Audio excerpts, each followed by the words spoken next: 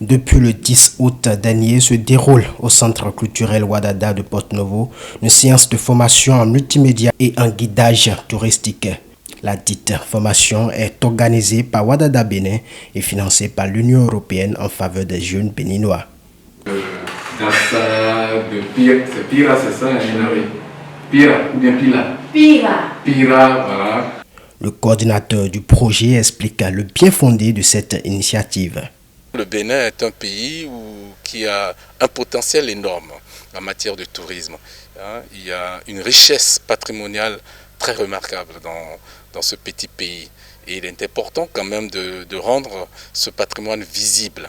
Mais il faut dire que l'Union européenne a lancé un appel à projet et nous avons postulé à cet appel en proposant un projet de renforcement des compétences des jeunes béninois dans le multimédia axé sur le patrimoine.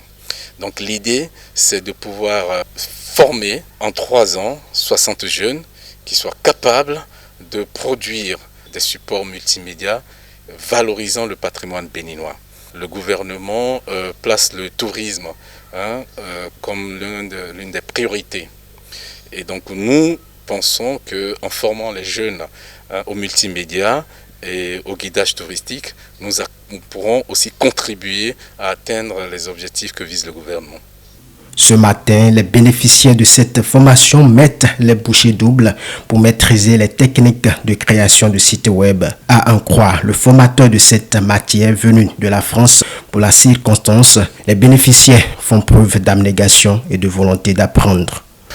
Donc ici, dans le cadre du projet, l'objectif c'est de former tous ces jeunes à la création de sites internet en utilisant l'outil WordPress, qui est un outil open source accessible à tous, qui permet de créer rapidement et de manière efficace un site internet sans avoir besoin de passer des mois et des mois à apprendre du code informatique. Ça reste très accessible. Donc là on est sur 3 semaines. L'objectif c'est de pouvoir les rendre autonomes à la fin de ces 3 semaines, qui sont en capacité eux-mêmes de créer leur propre site pour tel et tel projet ou tel événement qu'ils seraient amenés à rencontrer, ou pour des partenaires, voire même pour leur avenir professionnel. S'il y en a qui veulent se destiner à développer de la communication, ils pourront notamment créer leur propre site internet. Donc c'est l'objectif. Moi je suis très satisfait des étudiants qui sont motivés, intéressés, qui ont soif d'apprendre. Pour cette première édition, 10 jeunes béninois, dont 5 femmes et 5 hommes, ont été retenus. L'un d'entre eux nous livre ici sa satisfaction. Ce sont vraiment des têtes très fortes, des icônes, je dirais, dans le secteur qui nous ont entretenus. Nous avons été entretenus sur les techniques de guidage, la culture, le tourisme. Et pour moi, c'est très important parce qu'en tant que communicatrice et rédactrice web, il n'y a pas de spécificité.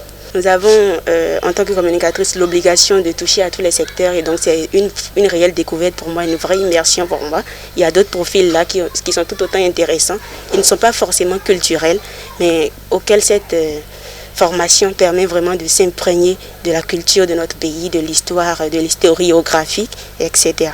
Le coordinateur de ce projet d'insertion économique et de renforcement des capacités des jeunes en création numérique et communication, assis sur la promotion de la culture, du patrimoine et du tourisme au Bénin, n'a pas manqué de lancer l'appel que voici.